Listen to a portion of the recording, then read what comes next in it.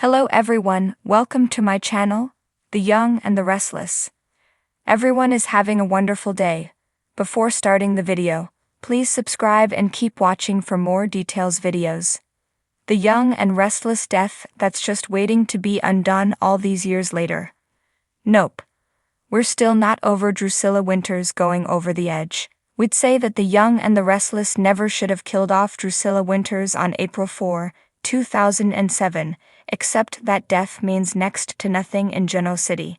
Right, Diane Jenkins? And how many times has Adam Newman risen from the grave now? What we will say instead is that it isn't high time, it's past time, that the CBS soap went ahead and resurrected the character Victoria Rowell had played off and on since 1990. Brace yourselves for the ultimate soap crossover event. We understand. It's complicated given the actress' since settled lawsuit alleging that she wasn't considered for rehiring based on her advocacy on behalf of African Americans, both on screen and behind the scenes. There's a lot of bad blood there, yet Rowell seems to still be willing to return to Genoa City. In fact, in 2020, she told Soaps.com that while Drew's tumble from a cliff might have been fateful, it was certainly not fatal. She never died, insisted the actress.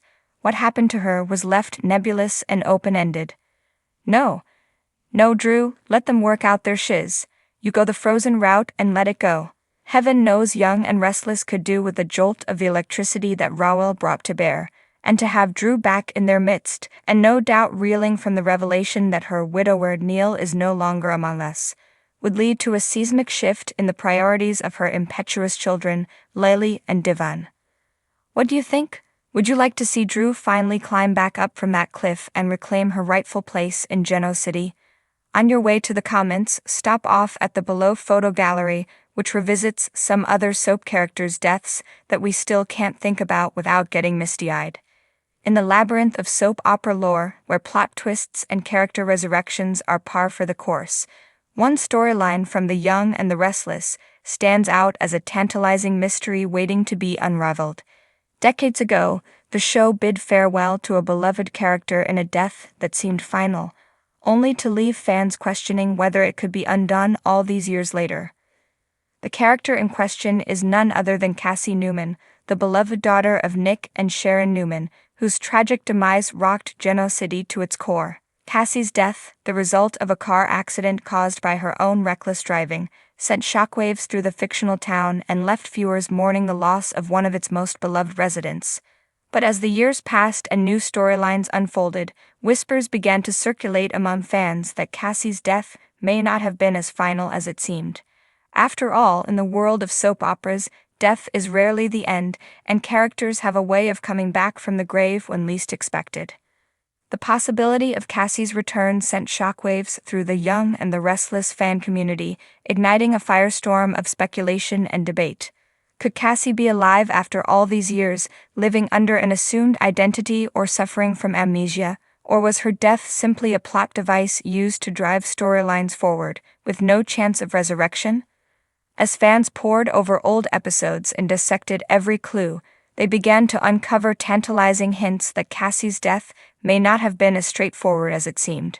From mysterious sightings of a girl who bore a striking resemblance to Cassie to cryptic comments from characters who hinted at secrets long buried, the evidence began to pile up, leaving fans convinced that there was more to the story than met the eye. But as speculation reached a fever pitch, the show's producers remained tight-lipped about Cassie's fate, refusing to confirm or deny the rumors of her potential return. For fans, the mystery only deepened, fueling their curiosity and leaving them desperate for answers. Now, as The Young and the Restless celebrates its milestone anniversaries and looks back on decades of dramatic storytelling, the question of Cassie's death looms larger than ever. Could it be that the show's producers are planning a shocking twist that will see Cassie return from the dead, rocking Genoa City to its core once again?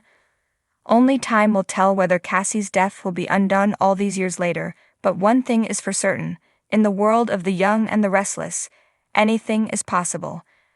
And as fans eagerly await the next chapter in this tantalizing mystery, they know that the show's creators are always one step ahead, ready to deliver twists and turns that will keep them on the edge of their seats for years to come. Nikki suspects Jordan has an accomplice, and the truth might rock the Newman Ranch. The latest disturbing event in Nikki's life left her in fear that Jordan was not working alone, but with an accomplice. As it turns out, the young and restless matriarch may be absolutely correct, and the truth could rock the Newman Ranch. The young and restless death that's just waiting to be undone all these years later. When Nikki met up with Jack in society, she had no idea Jordan was perched at the bar disguised as a man, or that her nemesis was the one who sent over the triple distilled vodka to tempt her. In fact, Nikki told Jack that she feared Jordan must be working with an accomplice, as it never occurred to her that the culprit was the madwoman herself in costume. Nikki may have been wrong about Jordan using an accomplice to dangle a drink under her nose, but she may have hit the nail on the head when she voiced her suspicions that Jordan isn't working alone. Who, you might be thinking, could be Jordan's accomplice? After all, we only see her alone. That's what's happening behind the scenes that we're concerned about, and the clues point in a very disturbing direction. Claire has been the picture of reformed goodness, as she bonds with her parents and grandparents, meets her new family members, and takes their questions and doubts in stride. But what if it's all a carefully curated act? Claire has been vocal about her stance that Jordan should have died after drinking the poison, perhaps a little too vocal considering that both Victoria and Nikki were on the fence. And what about Jordan's great escape from Memorial? Sure, she's got soap villain superpowers on her side, but how does one bust out unaided when one is handcuffed to the hospital bed? Is it really just a huge coincidence that Claire left the ranch on her own without telling anyone, and by the time Victoria noticed her missing, Victor was getting a call that Jordan had managed to bolt? Claire would have had time to help her aunt and get to the coffee house before Victoria actively began searching for her. The timing, folks. After leaving the hospital, we saw Jordan arrive at the door of a rented apartment or room, and the way she muttered, "Well, I've seen worse," definitely made it sound like someone else had acquired the place for her. Presumably, Claire would have regained access to her bank accounts upon her release from Memorial, and so she'd have the cash to not only set up Jordan in her new hole in the wall, but also to provide her with a handy-dandy new disguise. Getting back to Claire and the coffee house, how strange was it that Jordan showed up, watched her, but didn't approach? Sure, Claire was with Summer and Chance, but wouldn't Jordan have waited and jumped at the chance to corner her niece afterward? From what we know of Jordan, that would have been an irresistible temptation. That said, if they're working together, she wouldn't have risked approaching her in public, and there would have been no need if they're already in contact. Young and Restless fans are on the case too, and some just aren't buying Claire's wide-eyed innocence.